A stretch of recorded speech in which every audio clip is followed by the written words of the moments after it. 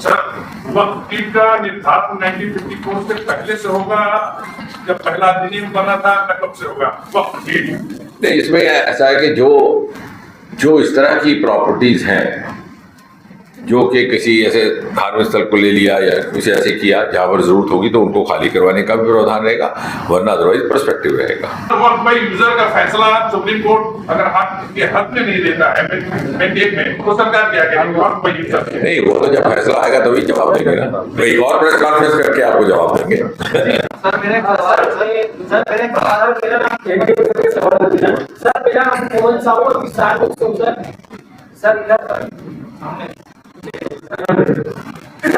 मेरा नाम कमललाल साहू सर, मैं विस्तार से हूँ। मेरा सवाल है सर, जो अभियान चल रहा है, चलाने वाले आप लोग, क्या कुछ परिवर्तन आपने देखा सर?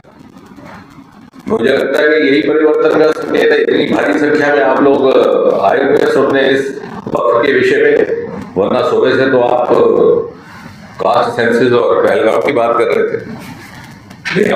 आपकी रुचि जागी है, आपका उत्साह जागा है बिहार में, और निश्चय ये अभियान केवल भारतीय जनता पार्टी के कार्यकर्ताओं का नहीं है, ये समाज का अभियान है। समाज की जो राइट थिंकिंग लोग हैं उनका, और बुद्धिजीवी तो आप हैं, आप हमारे इन्फॉर्मर भी हैं, ओपिनियन मेकर भी हैं।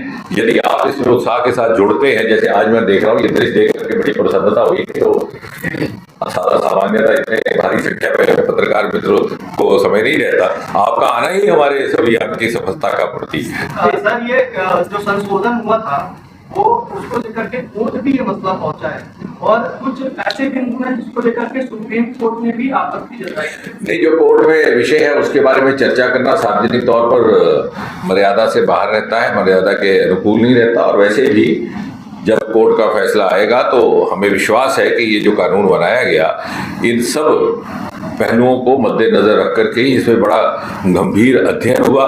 सैकड़ों की संख्या में इसकी बैठकें हुई, और सैकड़ों की संख्या में जो स्टेक होल्डर थे उनके साथ बातचीत हुई है। जब से बिल आया है तब से विपक्ष को ले लें या सोशल मीडिया को ले लें, इसमें एक वीडियो चल रहा है कि 11 साल हो गए मोदी सरकार, वक्त बिल को लाने में इतनी देरी क्यों की गई? पहली बात। दूसरी बात, वक्त बिल को लाने से मुस्लिम समुदाय कितना संतुष्ट हो पाए? दो भागों में आपकी बात है। अगर उनको ये चिंता है कि 11 साल देरी से आया, तो उनको तो इसका उत्सव मनाना चाहिए कि भाई आ गया। तो ये कहना चाहिए कि हम तो चाहते थे 11 साल पहले आया, आपको इतनी देरी लगी आने में। और दूसरी बात ये कि बार बार ये शब्दावली का वो जो उपयोग कर रहे हैं, वो उन्हीं की तुष्टिकरण की राजनीति है। भारतीय जनता पार्टी ने एक ही मंत्र पर पालन किया है श्यामा प्रसाद मुखर्जी के समय से लेकर के आज तक, justice to all, appeasement to none.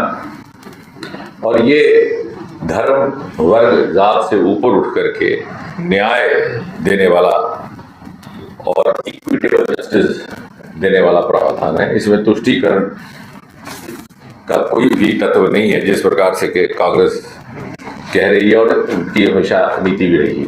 जी दिलीप जी, जुल्फी जी की राजनीति, उसके बाद एक आध और लेंगे। चर्चा हुआ लोकसभा में, राज्यसभा में, दोनों जगह पे पारित हो चुका है। अब ऐसी क्या जरूरत काम कर रही है कि अपने को दूसरे माध्यम में जाकर समझाना पड़ रहा है कि क्या है कि लोकतंत्र में अलग अलग स्तर पर बात होती है। संसद का अपना एक महत्व है। संसद में अगर कोई चर्चा हुई है, ये नहीं कि समाज में उसकी चर्चा ना हो, और समाज में उसकी चर्चा ये नहीं कि बुद्धिजीवियों में उसका ना हो। और विशेषकर चूंकि भारतीय जनता पार्टी और इसका नेतृत्व बड़ा जिम्मेवार नेतृत्व है, जब हमें ऐसा लगा कि कुछ एक स्वार्थी तत्व इसको लेकर के फॉल्स नैरेटिव पैदा करने का प्रयास कर रहे हैं, तो एक जिम्मेवारी के साथ ये फैसला किया गया कि इस फॉल्स नैरेटिव को रोकने की जिम्मेवारी भी भारतीय जनता पार्टी की। ये कोई परिवार आधारित पार्टी तो है नहीं कि रसोई घर में फैसले किए जाते हैं या भोजन के टेबल पर किए जाते हैं। यहाँ जो भी फैसला होता है सामूहिक फैसला होता है, जनहित को ध्यान में रख करके। तो उस नैरेटिव, फॉल्स नैरेटिव को चेक करना भी तो राजनीति में और प्रजातंत्र में एक जिम्मेवार राजनीतिक दल का ही काम है। सर मेरा सवाल जुल्फी जी को करना है, ये कर दें, उसके बाद आप ले लेंगे। जुल्फी जी, सर मेरा सवाल है कि आपने कहा कि आपके पास की संपत्तियां 70% जो है अवैध कब्जे, तो अब ये नया कानून आ गया है, तो क्या कोई टाइम फ्रेम में ये अवैध कब्जा हट सकता है? क्या उस समाज को मिल सकता है और जो वंचित वर्ग है उसको उसका लाभ मिलता है? नहीं, निश्चय ही अभी वो टाइमलाइन देने की स्थिति में तो मैं नहीं रहूंगा, क्योंकि आउट ऑफ टर्न बात करने का हमारा चलन नहीं है। लेकिन ये है कि जब जिस नीयत से लाया गया तो उस नीयत के पीछे यही भाव है कि जल्द अज जल्द इसका लाभ पहुंचे, जितना भी जल्द।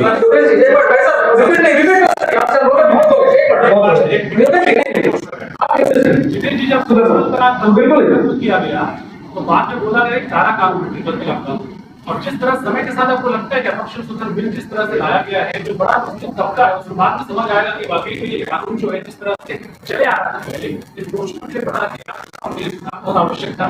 देखिए, ये जो बात इस तरह का नैरेटिव चलाते हैं वो लोग हैं जो मुस्लिम समुदाय को वोट बैंक के तौर पर इस्तेमाल करते हैं, चाहे वो नेता एक मजहब से या दूसरे मजहब से, और विशेषकर कांग्रेस और इंडिया ब्लॉक के। आप ये देखिए, और मैं इतनी जगह पे पार्टी के संगठन की तरफ से काम करता रहा, ईस्ट यूपी में, दूसरे क्षेत्रों में, मोहल्ले के मोहल्ले मुसलमानों के, जिन्होंने शायद पहले भारतीय जनता पार्टी को वोट ना दिया हो, 100% कच्चे मकान पक्के बन गए। वो शायद बज़ाहिर तौर पर खुली आवाज में ना कह सके, लेकिन उनको पूछिए अपने ज़मीन पर हाथ रख करके, और हम पूछते थे कि भाई आपने वोट नहीं दिया था ना, लेकिन मकान तो बना। और इसी तरह से आप अनुमान लगाइए उस बहन की वेदना का, उस विधवा की वेदना का, उस तलाकशुदा महिला की वेदना का, जो ना मालूम किस मजबूरी के तहत बोल नहीं पाती, लेकिन जिस तरह से हमारी बहन या हमारी समाज की कोई महिला जिस संकट और जिस वेदना से गुजरती है, वही उसी पर भी गुजरती होगी। सर, राजेश है IBC 24 से। सर, ये चूंकि बार बार कह रहे हैं आप कि ये वंचित के या फिर जो शोषित वर्ग रहे समाज के, उसके भले के लिए एक सवाल सर है कि जब ये कानून होगा तो जो कब्जे हटाए जाएंगे या जो जमीन है, कैसे रोडमैप है सर कि क्या हम इसके जांच करने जा रहे हैं उन वंचित गरीब मुस्लिम समाजों ये इसीलिए इसकी एक व्यवस्था बनाई गई है जो कानून और नियमों के आधार पर है, और इसीलिए इसमें कलेक्टर का रोल भी आया, क्योंकि जो रेवेन्यू के रिकॉर्ड होंगे उनको जो ड्यू एक्नॉलेजमेंट करके, यानी अगर वहाँ लिखा है कि ये जमीन इस काम की है और किसी ने मुंह बोल करके ले ली, तो उसका उत्तर भी रिकॉर्ड से मिलेगा, और जो नियम अनुसार जिसका अधिकार होगा, जो इसका हकदार होगा, उसी के हिस्से में आएगी। जो बिल पास हुआ उसका अमेंडमेंट में एक तबका जो मुस्लिम तबका है बोला आप सुप्रीम कोर्ट को भी नहीं मानेंगे, कोर्ट की लड़ाई लड़े, तो इसके लिए आप लोग का रोड मैप है? नहीं, वो तो ऐसा है कि वो जब स्थिति जो उत्पन्न होगी उस समय उसके विषय में उस समय चर्चा भी की जाएगी और उसी समय समाधान भी होगा। लेकिन ये नैरेटिव भी वही कांग्रेस और इंडिया ब्लॉक वाले ही पैदा करने की कोशिश कर रहे हैं। जैसे आपके लिए संशोधन बिल लेकर आया, तो क्या जो अन्य धार्मिक ट्रस्ट है और उनके लिए भी विचार कर रही है सरकार? नहीं, देखिए, कोई भी ऐसा धार्मिक ट्रस्ट नहीं है जहां पर कलेक्टर का रोल नहीं रहता। क्या आप या मैं आपके मकान के पिछाड़े में जाकर के हदबंदी कर दूं और कह दूं ये जगह मैंने ले ली धर्म ट्रस्ट के नाम पे, तो क्या आपको ये स्वीकार होगा? क्या आप नहीं जाएंगे रेवेन्यू विभाग के पास? क्या आप नहीं जाएंगे कानून के रखवालों के पास? ये लागू तो पहले ही हो रहा है। किसी भी ट्रस्ट को इस तरह की अनुमति नहीं है कोई कहीं भी जाकर के जमीन कब्जा करे। ये यहाँ पर ही यहाँ पर हाथ रख दिया, जिसकी जमीन है उसका ट्रस्ट है कि वो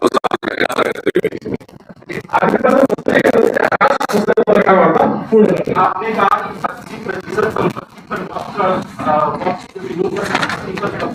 क्या वो संपत्तियां लौटाई जाएगी? और दूसरा ये सवाल है सर कि सनातन बोर्ड बनाने पर भी विचार कर रही है केंद्र सरकार? ये उन संपत्तियों का क्या होगा, ये जैसे जैसे कानून लागू होगा उसके ऊपर भी विचार होगा, केस टू केस।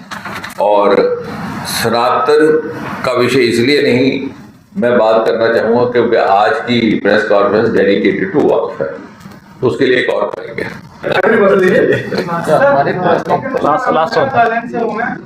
सवाल ये है कि जैसे वक्त के लिए एक संशोधन बिल लेकर आया, तो क्या जो अन्य धार्मिक ट्रस्ट है और क्या उनके लिए भी कुछ विचार कर रही है सरकार? नहीं, देखिए कोई भी ऐसा धार्मिक ट्रस्ट नहीं है जहां पर कि कलेक्टर का रोल नहीं रहता। क्या आप या मैं आपके मकान के पिछाड़े में जाकर के हदबंदी कर दूं और कह दूं ये जगह मैंने ले ली धर्म ट्रस्ट के नाम पे, तो क्या आपको ये स्वीकार होगा? क्या आप नहीं जाएंगे रेवेन्यू विभाग के पास? क्या आप नहीं जाएंगे कानून के रखवालों के पास? ये लागू तो पहले ही हो रहा है। किसी भी ट्रस्ट को इस तरह का की अनुमति नहीं है कोई कहीं भी जाकर के जमीन कब्जा करे। ये यहाँ पर ही यहाँ पर आधा कर दिया, जिसकी जमीन है उसका अपना सेक्टर वो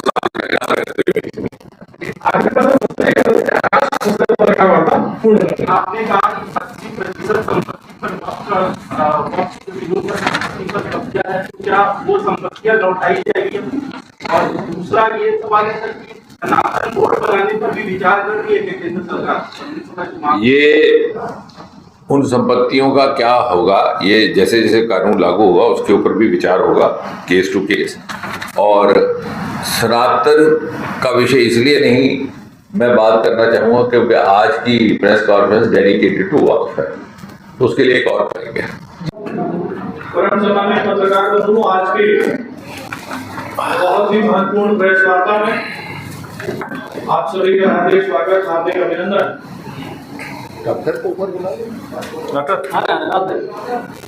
हम सबके लिए आज परम सौभाग्य का विषय है कि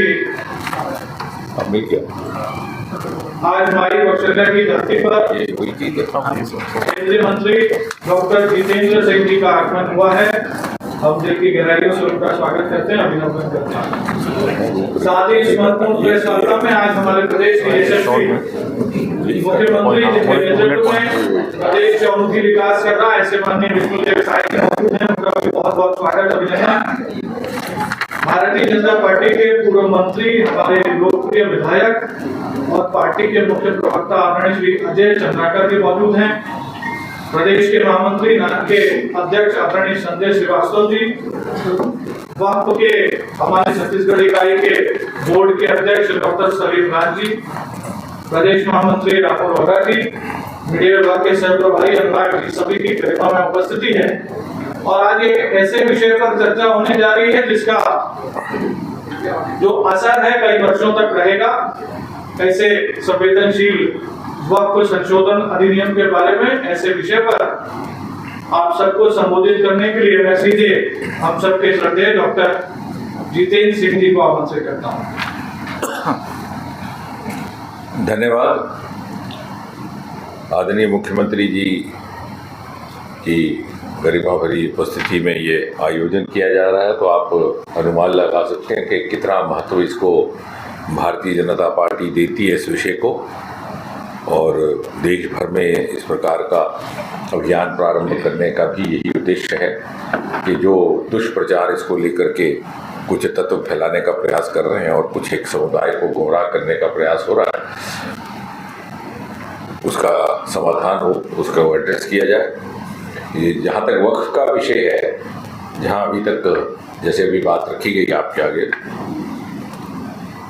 अक्सर ये नैरेटिव फैलाने का प्रयास किया जा रहा है कि मुसलमान समुदाय के खिलाफ है, बल्कि वास्तविकता और हकीकत ये है कि ये मुसलमान समुदाय के ही हक में लाया गया एक अधिनियम है। वक्फ का अर्थ होता है वक्फ कर देना, समर्पित कर देना, अपने आप को डेडिकेट कर देना। और ये कॉन्सेप्ट भी उसी विचार से जन्मा। उसी समुदाय के कुछ विद्वानों ने बहुत बरस पहले कॉन्सेप्ट लाया और उसके पीछे का भेद भाव ये था कि जो इस समुदाय के पिछड़े वर्ग के लोग हैं, पसमानदा वर्ग के लोग हैं, या जिनका उतना विकास नहीं हो पाया जितना होना चाहिए था, उनको अतिरिक्त सहयोग देने के लिए, सहायता देने के लिए, सपोर्ट देने के लिए कोई एक प्रावधान रहे, जिसमें एक तरह का चैरिटी भी रहता था, दान भी रहता था। लेकिन वो उसके काम आए जो सही मानों में इसका हकदार है, इसका ज़रूरतमंद है, और उसमें पूरी ईमानदारी से वो प्रक्रिया चली जाए। कुरान में भी लिखा है कि दान देना हो तो इस तरह से दीजिए कि एक हाथ दे तो दूसरे को पता न चले। लेकिन विडंबना ये कि कुछ एक बरस गुजर जाने के बाद इस तरह का बीच में कुछ एक वेस्टेड इंटरेस्ट भी आ गए, कुछ स्वार्थी तत्व भी आ गए, और नतीजा ये कि आज भी देश में 31% यानी 31% मुस्लिम समुदाय के लोग गरीबी रेखा से नीचे हैं। और इसके विपरीत जो वक्फ की प्रॉपर्टीज हैं देश भर में 80% लगभग ऐसे हैं जहां पर कहीं ना कहीं कोई ना कोई भ्रष्टाचार का आरोप है, जबरन कब्जा करने का आरोप है। यानी कुछ ही लोगों ने वक्फ का प्रावधान इस्तेमाल करके अपनी जायदाद, अपनी प्रॉपर्टीज बनाने के लिए बड़े बड़े मॉल और होटल बनाने का एक रास्ता ढूंढ लिया, जो इसका कॉन्सेप्ट ना था। और इसलिए संक्षेप में पहली बात ये कि वक्फ है क्या, और वक्फ का ये जो अधिनियम है 2025 का, इसकी आवश्यकता क्यों महसूस हुई प्रधानमंत्री नरेंद्र मोदी जी को, जिन्होंने और जिन्होंने जब पहली बार जब उन्होंने शपथ ग्रहण किया था तो उन्होंने कहा था कि मेरी सरकार गरीब को समर्पित है, और साथ ही साथ ये भी कहा था कि समाज के वो वर्ग जो पिछली सरकारों के प्राथमिकता से छूट गए, यानी उस तरह का विकास ना हो पाया जितना कि होना चाहिए था, उनको मैं बराबर की सतह पर विकसित करके लाऊंगा, और साथ ही साथ वो क्षेत्र भी जो विकास की प्राथमिकता से वंचित रहे उनको भी विकास करके उसी के बराबर के स्तर पर लाएंगे। और उन्होंने एक बड़ा खूबसूरत वाकया इस्तेमाल किया था कि यदि भारत को विकसित होना है और समूचा विकास होना है तो अनिवार्य है कि हर क्षेत्र और हर वर्ग का विकास हो। उन्होंने कहा था कि भारत माता की अगर एक भुजा बलवान हो जाए और दूसरी दुर्बल रहे तो समूचा विकास संभव नहीं। और वही भाव पिछले 11 वर्ष मोदी जी और उनकी सरकार को प्रेरित करता रहा, उसी को चलते अब जहाँ तक है कि वक्फ का ताल्लुक है, वक्फ इस्लामी कानून के अंतर्गत स्थापित एक अपरिवर्तनीय धार्मिक विधि है जिसे भारत अधिनियम 1950-55 के तहत मान्यता प्राप्त की गई थी। हालांकि है ये पुराने काल से चल रहा था, लेकिन 1995 में इसका अधिनियम बना, और फिर ये अधिनियम जो अभी लाया गया इसकी आवश्यकता इसलिए लाई गई कि 2013 में यूपीए सरकार, चूंकि उसको पराजय का सामना था, उस वक्त बड़े हड़बड़ाहट में बहुत सारे फैसले किए उन्होंने। उसके बाद अन्ना हजारे का प्रदर्शन चल रहा था तो फटाफट उन्होंने लोकपाल बिल ले आए, वो भी आधा अधूरा रहा। फिर मोदी जी की सरकार आने के बाद उसको फिर से लाना पड़ा ताकि वो इस काबिल हो सके कि उसको एग्जीक्यूट किया जाए। इसी तरह से ये निर्णय भी लिया गया, और 2013 में जो उन्होंने नियम लाया उसके तहत वक्फ बोर्ड न्यूनतम जांच और संतुलन के साथ एक तरफा रूप में संपत्तियों का वक्फ घोषित कर दिया गया। और ये क्या किया गया कि यदि कहीं हाथ रख के कह दिया जाए कि ये वक्फ की प्रॉपर्टी है, तो चाहे वो किसी की भी हो और उसकी अधिकृत प्रॉपर्टी भी हो, तो उस पर रहेगा कि वो साबित करे। कोई मजहब, कोई धर्म इस प्रकार की इजाजत नहीं देता कि आप किसी शोषित व्यक्ति का या किसी गरीब की प्रॉपर्टी हड़प कर लो धर्म के नाम पर। और इसलिए वर्तमान अधिनियम प्रबंधन के में पारदर्शिता भी है, जवाबदेही बढ़ाने का भी काम है, और इसमें संवैधानिक चिंताओं को भी दूर करने का प्रयास किया गया है। इनको यहाँ कलेक्टर कैसे आ गया, अब आप ही समझिए कि कौन सी ऐसी जगह है, कलेक्टर ही आपका रेवेन्यू ऑफिसर है, उसी के पास रिकॉर्ड रहता है। अगर जाकर के मैं कहीं झंडा लगा लूँ और कह दूँ कि साहब ये वक्फ की जगह है और इसका मालिक मैं हूँ, तो इसकी तस्दीक कौन करेगा, इसकी वेरिफिकेशन कौन करेगा कि है कि नहीं है? वो तो वही कर सकता है जिसके पास सरकारी रिकॉर्ड है। वो हिंदू है कि मुसलमान है, वो तो उसमें कोई फर्क नहीं पड़ता। वो जब तक कलेक्टर है, डिस्ट्रिक्ट एडमिनिस्ट्रेटर है, डिस्ट्रिक्ट कमिश्नर है, अब ये कह रहे हैं कि वो भी नहीं होना चाहिए। यानी जिस तरह से हम मनमानी कर रहे हैं, हमारी चलती रहे, हमारे ऊपर कोई कायदा कानून लागू ना हो, कोई पारदर्शिता ना रहे, और 70% वक्फ की ऐसी प्रॉपर्टीज शनाख्त की गई हैं जिन पर आज भी अवैध कब्जा हुआ है, उनके केस भी चल रहे हैं। लेकिन चूंकि 2013 का जो अधिनियम था यूपीए सरकार के द्वारा लाया गया चुनाव से कुछ समय पहले, वो उनको ये प्रोटेक्शन बख्श रहा था। और अगर आप देखें तो कोई ऐसा प्रदेश नहीं है देश भर में इस प्रकार के घोटाले, इस प्रकार के स्कैंडल, स्कैम्स वक्फ के नाम पर पाए जा रहे हैं। तमिलनाडु में मंदिर और गांव का स्कैंडल, गुजरात में द्वीप का विवाद, मुंबई और केरल में वक्फ बोर्ड ने मनमाने तरीके से 400 एकड़ भूमि, अभी छत्तीसगढ़ में ही कल समाचार आया 2000 कितना डॉक्टर साहब 500 करोड़ 500 करोड़ रजिस्ट्री हो गई। रजिस्ट्री हो गई। उसमें केवल कानून 2013 का ये कहता है कि लास्ट वर्ड, यानी कल आपके घर में भी कोई जाकर के घुस जाए। कर्नाटक वक्फ बोर्ड भूमि का घोटाला, हरियाणा में जजलाना का घोटाला, और इस तरह से देश भर में इस प्रकार से ये प्रॉपर्टीज को हड़पने का एक षड्यंत्र रचने का एक जरिया बन गया, एक तरीका बन गया। और इसमें बताइए साधारण सवाल यह कि कौन से किस मुसलमान का भला हुआ, जो बेचारा वंचित है, पीड़ित है, शोषित है, पिछड़ा हुआ मुसलमान है, उसको तो कोई पूछ नहीं रहा, क्योंकि उसकी इतनी पहुंच ही नहीं है। जो किसी श्रेणी में है, जो किसी ऐसे स्थान पर बैठे हैं जहां उनके पास सत्ता के गलियारों तक एक्सेस भी है, जहां कोई उनका असर, प्रभाव, इन्फ्लुएंस भी है, वो तो अपनी प्रॉपर्टीज बना रहे हैं। और वक्त के नाम पर बनाई हुई प्रॉपर्टी से मॉल बने हुए हैं, होटल बने हुए हैं, 5 स्टार बने हुए हैं। तो क्या इस्लाम के विद्वानों ने ये सोचकर की क्या, तो क्या कि मोदी जी की प्रेरणा से लाया गया ना केवल मुस्लिम समुदाय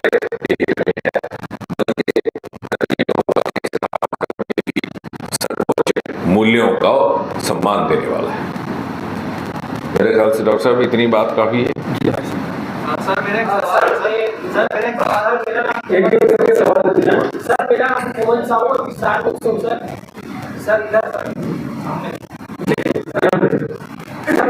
मेरा नाम कमललाल साहू सर, और मैं विस्तार से हूँ। मेरा सवाल है सर, जो अभियान चल रहा है, चलाने वाले आप लोग, क्या कुछ परिवर्तन आप लोग आपने देखा सर? मुझे लगता है कि यही परिवर्तन का संकेत है, इतनी भारी संख्या में आप लोग आए हुए हैं सुनने इस वक्त के विषय में, वरना सुबह से तो आप कास्ट सेंसस और पहलगाम की बात कर रहे थे। मतलब आपकी रुचि जागी है, आपका उत्साह जागा है बिहार में, और निश्चय ये अभियान केवल भारतीय जनता पार्टी के कार्यकर्ताओं का नहीं है, ये समाज का अभियान है। समाज की जो राइट थिंकिंग लोग हैं उनका, और बुद्धिजीवी तो आप हैं, आप हमारे इन्फॉर्मर भी हैं, ओपिनियन मेकर भी हैं। यदि आप इसमें उत्साह के साथ जुड़ते हैं, जैसे आज मैं देख रहा हूँ, ये दृश्य देख करके बड़ी प्रसन्नता हुई, तो सामान्यता इतने भारी संख्या में पत्रकार मित्रों को समय नहीं रहता, आपका आना ही हमारे इस अभियान की सफलता का प्रतीक है। सर ये जो संशोधन हुआ था, वो उसको लेकर के कोर्ट भी ये मसला पहुंचा है, और कुछ ऐसे बिंदु हैं जिसको लेकर के सुप्रीम कोर्ट ने भी आपत्ति जताई है। नहीं, जो कोर्ट में विषय है उसके बारे में चर्चा करना सार्वजनिक तौर पर मर्यादा से बाहर रहता है, मर्यादा के अनुकूल नहीं रहता। और वैसे भी जब कोर्ट का फैसला आएगा तो हमें विश्वास है कि ये जो कानून बनाया गया, इन सब पहलुओं को मद्देनजर रख करके ही इसमें बड़ा गंभीर अध्ययन हुआ।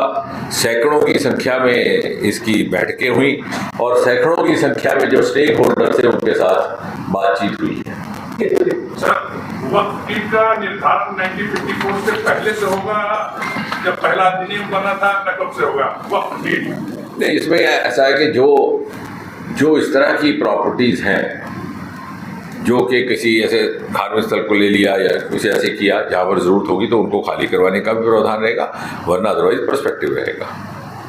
ये जब से बिल आया है तब से विपक्ष को ले लें या सोशल मीडिया को ले लें, इसमें एक वीडियो चल रहा है कि 11 साल हो गए मोदी सरकार, वक्त बिल को लाने में इतनी देरी क्यों की गई, पहली बात। दूसरी बात, वक्त बिल को लाने से मुस्लिम समुदाय कितना संतुष्ट हो पाए? दो भागों में आपकी बात है।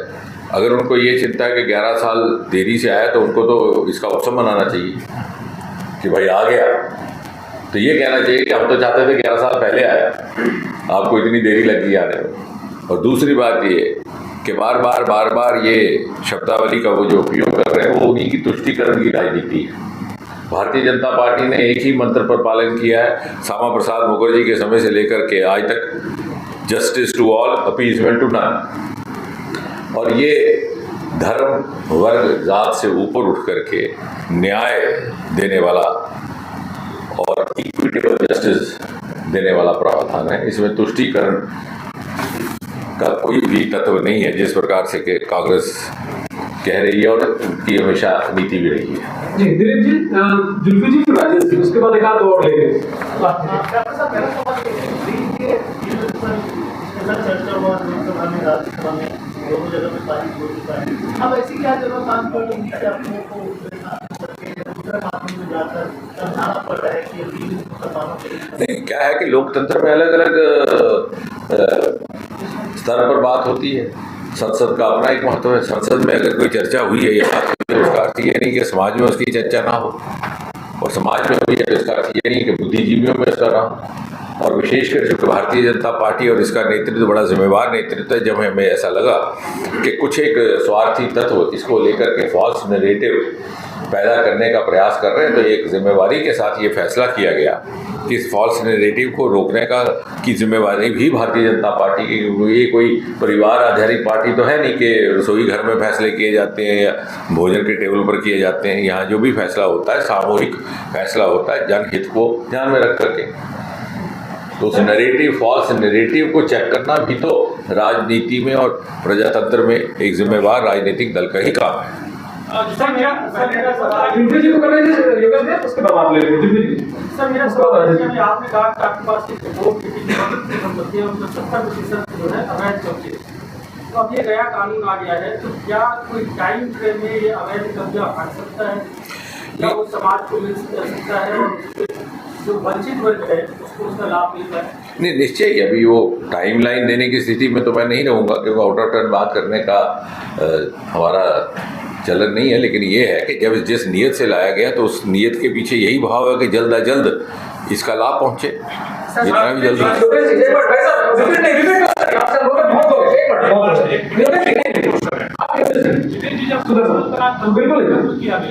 तो बाद में बोला गया सारा कानून और जिस तरह समय के साथ आपको लगता है कि अफेक्शन सूचन बिल जिस तरह से लाया गया है, जो बड़ा मुस्लिम तबका है, उसको बाद में समझ आएगा कि वाकई में ये कानून जो है जिस तरह से चले आ रहा था पहले, इस घोषणा के बढ़ा बहुत आवश्यक था। देखिए, ये जो बात इस तरह का नैरेटिव चलाते हैं वो लोग हैं जो मुस्लिम समुदाय को वोट बैंक के तौर पर इस्तेमाल करते हैं, चाहे वो नेता एक मजहब से या दूसरे मजहब से, और विशेषकर कांग्रेस और इंडिया ब्लॉक के। आप ये देखिए, और मैं इतनी जगह पे पार्टी के संगठन की तरफ से काम करता रहा, ईस्ट यूपी में, दूसरे क्षेत्रों में, मोहल्ले के मोहल्ले मुसलमानों के, जिन्होंने शायद पहले भारतीय जनता पार्टी को वोट ना दिया हो, 100% कच्चे मकान पक्के बन गए। वो शायद बज़ाहिर तौर पर खुली आवाज़ में ना कह सके, लेकिन उनसे उनको पूछिए अपने ज़मीर पर हाथ रख करके, और हम पूछते थे कि भाई आपने वोट नहीं दिया था ना, लेकिन मकान तो बना।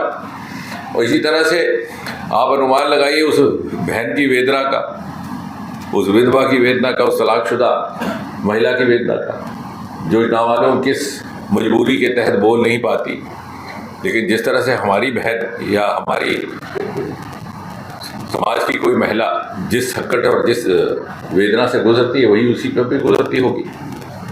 सर राजेश मैं IBC 24 से। सर ये चूंकि बार बार कह रहे हैं आप कि ये वंचित में या फिर जो शोषित वर्ग रहे उस समाज के, उसके भले के लिए एक सवाल सर है कि जब ये कानून होगा तो जो कब्जे हटाए जाएंगे या जो जमीन है, कैसे कि क्या हम इस पे प्लान करने जा रहे हैं उन वंचित गरीब समाजों? ये इसीलिए इसकी एक व्यवस्था बनाई गई है जो कानून और नियमों के आधार पर है, और इसीलिए इसमें कलेक्टर का रोल भी आया, क्योंकि जो रेवेन्यू के रिकॉर्ड होंगे उनको जो ड्यू एक्नॉलेजमेंट करके, यानी अगर वहाँ लिखा है कि ये ज़मीन इस काम की है और किसी ने मुंह बोल करके ले ली तो उसका उत्तर भी रिकॉर्ड से मिलेगा, और जो नियम अनुसार जिसका अधिकार होगा, जो इसका हकदार होगा, उसी के हिस्से में आएगी।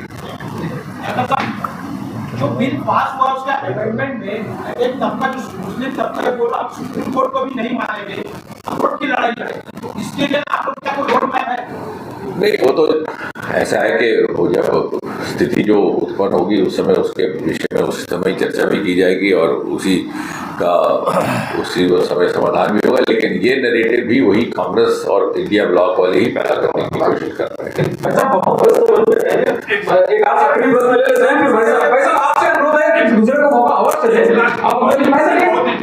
सर, वक्त भाई यूजर का फैसला सुप्रीम कोर्ट अगर हक में नहीं देता है मैंडेट में, तो सरकार क्या करेगी? वक्त भाई यूजर नहीं, वो तो जब फैसला आएगा तभी जवाब देंगे ना, तो एक और प्रेस कॉन्फ्रेंस करके आपको जवाब देंगे।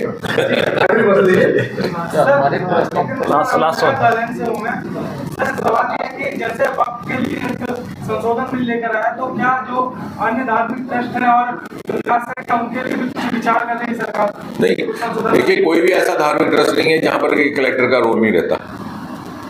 क्या आप या मैं आपके मकान के पिछाड़े में जाकर के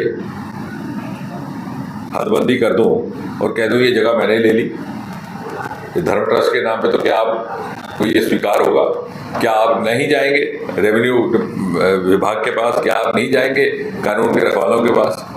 ये लागू तो पहले ही हो रहा है। किसी भी ट्रस्ट को इस तरह का की अनुमति नहीं है कोई कहीं भी जाकर के जमीन कब्जा करके। ये यहाँ पर ही था, यहाँ पर हाथ रख दिया, जिसकी जमीन है उसका अपना है कि वो आपने कहा कि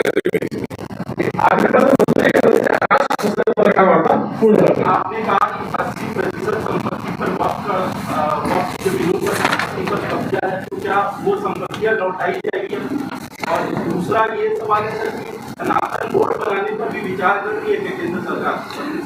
ये उन संपत्तियों का क्या होगा, ये जैसे जैसे कानून लागू होगा उसके ऊपर भी विचार होगा, केस टू केस। और सनातन का विषय इसलिए नहीं मैं बात करना चाहूँगा क्योंकि आज की प्रेस कॉन्फ्रेंस डेडिकेटेड टू वक्फ है, तो उसके लिए एक और करेंगे। जी, आप सभी का बहुत बहुत आभार माननीय मुख्यमंत्री जी का। आप सभी का बहुत बहुत आभार माननीय मुख्यमंत्री जी का।